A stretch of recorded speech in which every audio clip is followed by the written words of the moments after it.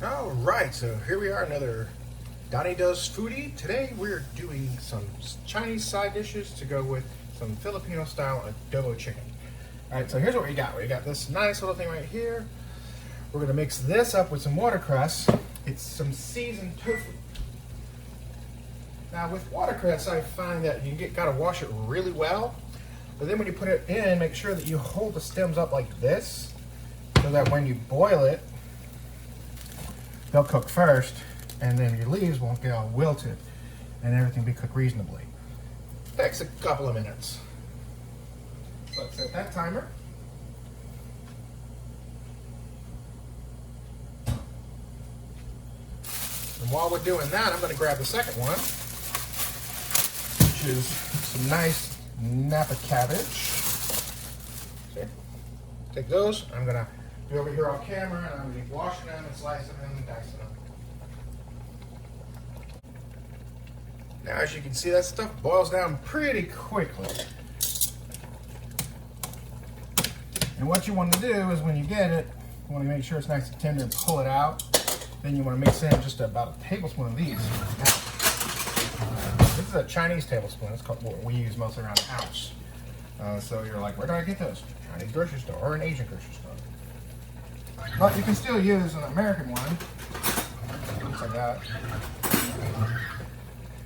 So let's have a look at the adobo chicken that I cooked in an Instapot.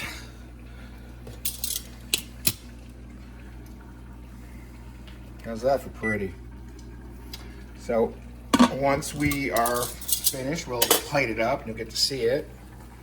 So hold on a second, let me pull this out. Okay, so now we're gonna just pull all this out. It's been a couple minutes. You wanna try and get as much of the water off of this as possible before you end up mixing it with anything else. Just kind of go like that. Then we grab some of the mixture right here, which is gonna be kind of salty. Then what you do is you mix it up in the bowl, kind of spread it around like that. Then you want to grab some chopsticks or tongs and mix it up even further.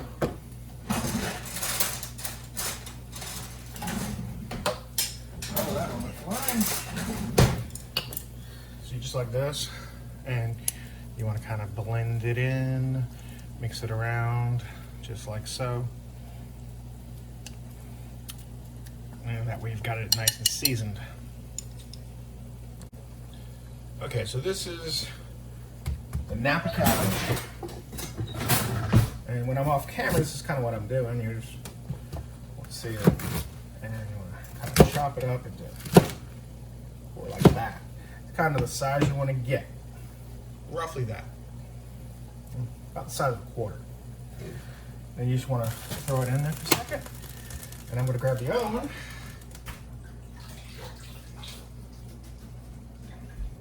Now I'm going to do the same thing, just like that, down the middle. You can turn it on this side as well, down there as well. And just chop, chop, chop, chop. I'm using the little ones here. These are great for ramen. These are great for soups. I just want to get it up in there and then boil it for a couple more minutes. Okay, so I'm going to season this about 3 different ways. I'm just going to put plain soy sauce on one of them. I'm then going to take this right here. This is like gochujang would be the best way to describe it, but it's the Chinese version. And it's fermented soybean in a slightly spicy paste. My wife doesn't particularly care for spicy, so I got to be careful. Then I'm going to season the other one the more traditional way that she likes, which is a blend of dark soy sauce and some Pearl River Bridge regular soy sauce plus some Lee Kum Kee premium oyster sauce. That's kind of how she rolls. So why mess with the trifecta if you don't have to? We're also going to add some sesame oil, and we're going to add some olive oil blend with regular oil, so that you can enjoy, a nice spread to go with the adobo chicken that I cooked. Unfortunately, I was not thinking, and I went ahead and made the whole recipe and didn't film it. But we'll get around to that later.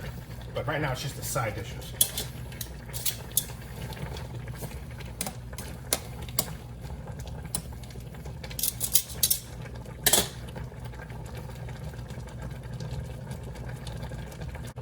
All right, side dish one. Here we go, pull this out. Put that there like that.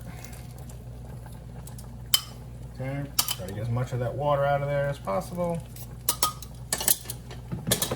Grab the spoon, grab the gochujang, add them together, kind of mix it up, stir it up, grind it. You know, that's one down.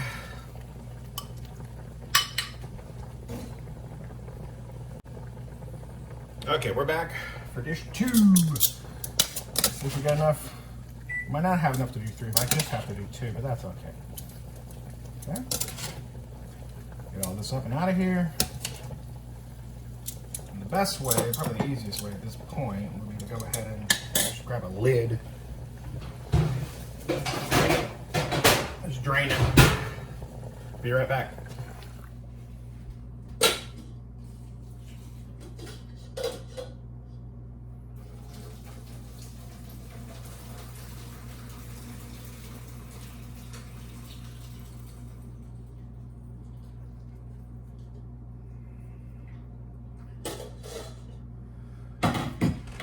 All right, there you go. That's what's left. Turn off the eye. Get it all in here.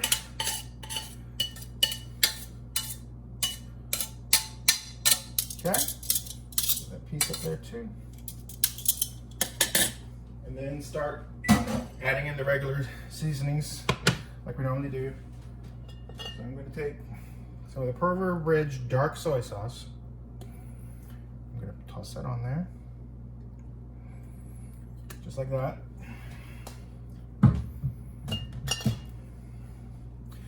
Then I'm going to take a little bit of the blend of olive oil and regular oil, followed by some sesame oil.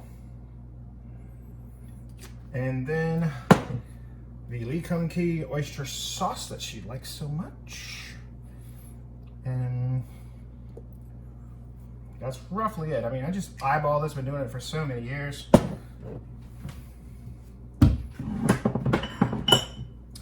Now we just mix her up. And voila, we have dinner. Hold on just a moment. I'm going to plate up some of the adobo chicken so you can see what it looks like, but there you go. All right, so here we go. Here's the rice. I'm just going to plate up this adobo chicken for you to see. Now, my wife eats a lot of rice. I eat some, but she really out-eats me. I'm not even sure if this portion that's left is going to be enough for her. But we shall see.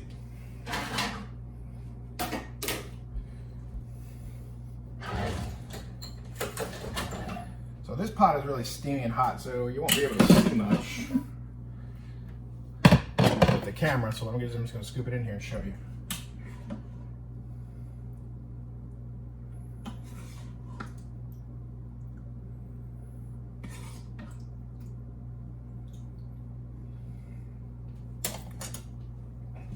Okay, look right there.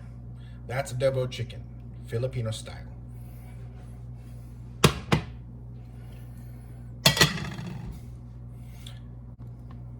Okay, so I have another video where I'm shown cooking the fully cooked mini wontons, but I'm just going to cook some here tonight anyway to go with dinner, because I'm looking at it going, doesn't quite seem like there's enough food there for us. So you can see there's tons of these in here. So what I want you to do is just put it in there while it's boiling. That should be playing for about 3 to 5 minutes. Let's set the timer.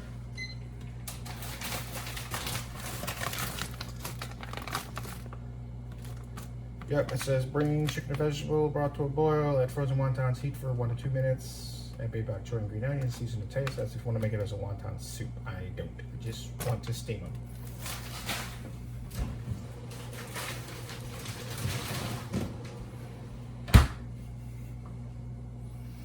now what you do is you got to make sure that you stir these rascals, or they will stick to the bottom of the pan. You got to grab a nice, wooden spoon or so.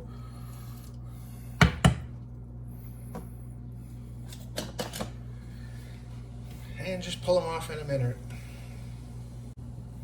Now here's an interesting thing. So in the house we've got several different types of chopsticks. We've got this style that I and my son use mostly, and then there's this style here that my wife just truly loves. She will not eat if you give her this one at all if we have these in the house. Go figure. Now there's many different ways of getting these out once they're ready. I prefer to use this. Some Americans prefer to use a slotted spoon. I don't really find much use for that. And then there's always the old traditional one that a lot of people like to use as well. To me, it's pretty much the same. This one would be better if they were a little more fragile, I think, than this one. But then again, your mileage may vary. So as you can see, these are boiling away, and now they're floating on top, which means that they're mostly done. So you just want to grab these, grab your scoop, and go in there, shake a lot of that off, grab the wontons,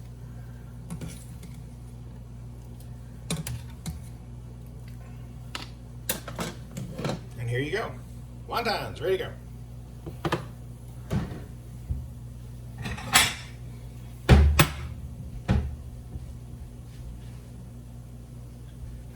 Now for my next trick, what I'm going to do is I'm going to pull out the beef mandu and throw this in the boiling water. Here's the beef mandu. They're beef bulgogi mandu. These are extra large dumplings filled with Korean style bulgogi flavor.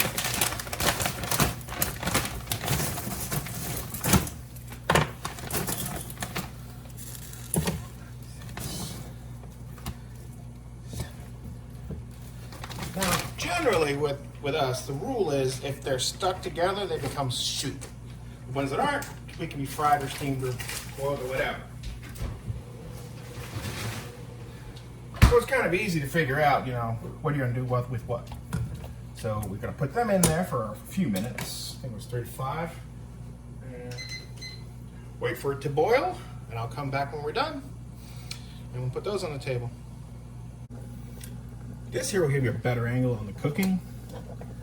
You can actually see what I'm doing a little bit better. This is going to take a little bit of time to get ready, but that's all good. One of the things my wife always complains about is whenever I make dinner, everything's great, but I just use up too many dishes. She's going, it took you probably 45 minutes to make it, probably 5 minutes or 10 minutes to eat it, and then 25 minutes to do the dishes. I'm like, well, okay, I don't see a problem, but then again, that's me. So whenever you're boiling dumplings, you always got to stir them every minute or two to make sure that they don't stick to the sides, each other, or the bottom. Always have enough water in there. Sometimes you have to salt the water to get it to boil faster. There's all different ways of doing your noodles. It depends on the thickness of the noodle, the style of the noodle, what type, how much the filling is, how large or small they are, as to how well they're cooked. So you get a feel for it. You read the instructions, but sometimes it might say 5 minutes when it really needed 7. So you got to figure it out. Each one's different. Each batch can be different as well.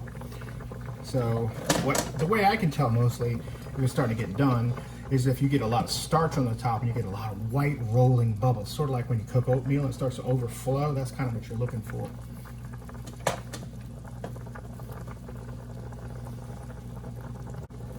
Now, one of the more fun things growing up in a multicultural environment was that you end up with taste for different types of cuisines, if you will.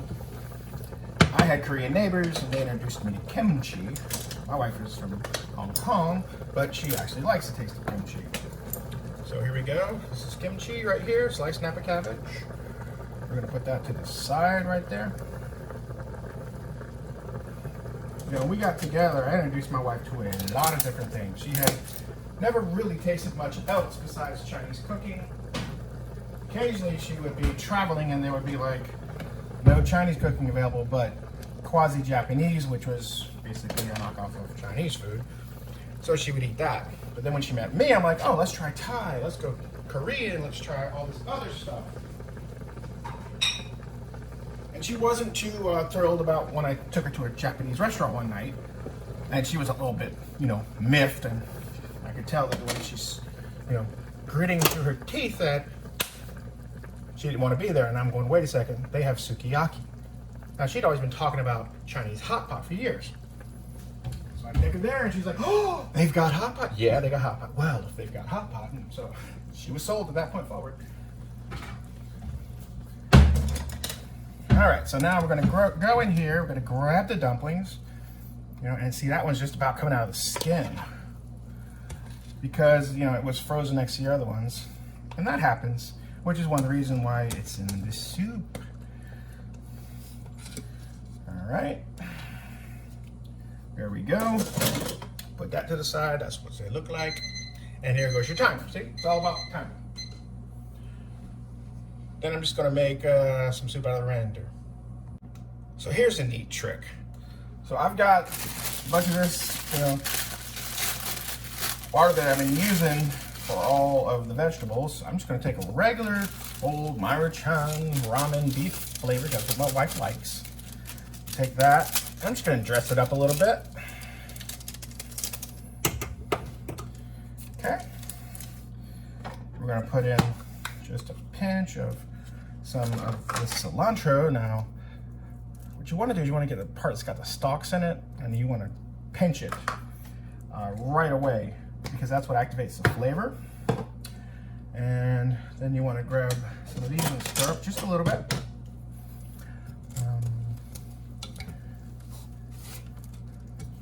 Like that.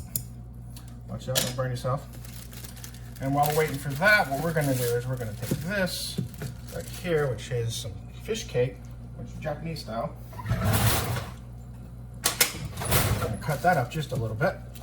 Luckily, it comes with its own cutting board. We're going to go like that, like that, like that, like that, like that.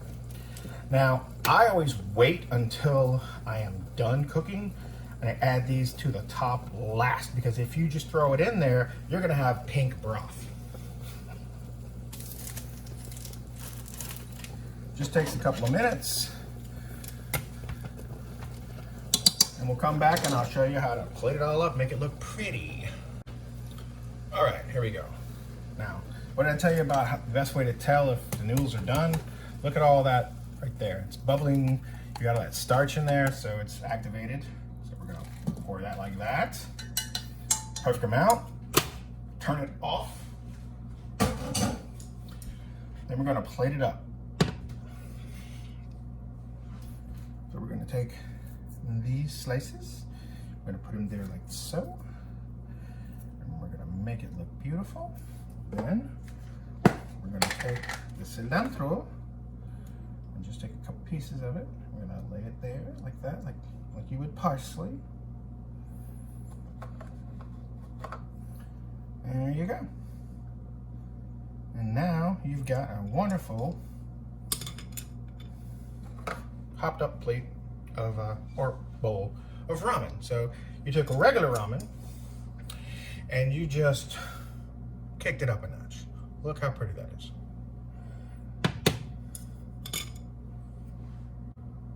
One of the funny things that happened yesterday was my wife, when I showed her all the food on the table, she said, oh, where's the ramen if we got soup? I said, well, I didn't make it. I just made regular wonton soup. We got wonton. She's like, oh, okay. She seemed a little disappointed. So tonight, when she comes home, she's going to have ramen to go with it. Yay. All right. So now that we've got everything on the table, we just got to wait for my wife to get home. I'm going to heat up some hot water for her so that she can have a nice cup of tea when she gets home. Aren't I a good husband? So this is the spread. We're just waiting for the wifey poo to get home, and then we will partake. Okay, so here's one of my wife's number one complaints is that when I cook, I leave a pile of dishes. Well, yes, I do. I wash them all. And we're gonna have more dishes when we do all that over there. So what I do is I make sure that this is all empty before she gets home. And we also have a fresh pineapple for dessert, so I've gotta cut that up too. Yep, and here's dinner. It's looking very beautiful.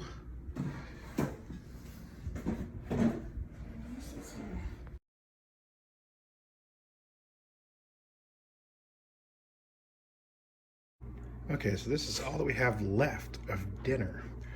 My wife brought home a cake, so we'll have that for dessert instead of the pineapple. Just go get a slice of the pineapple. But as you can see, I mean, just between the two of us, we were able to polish off a lot of food.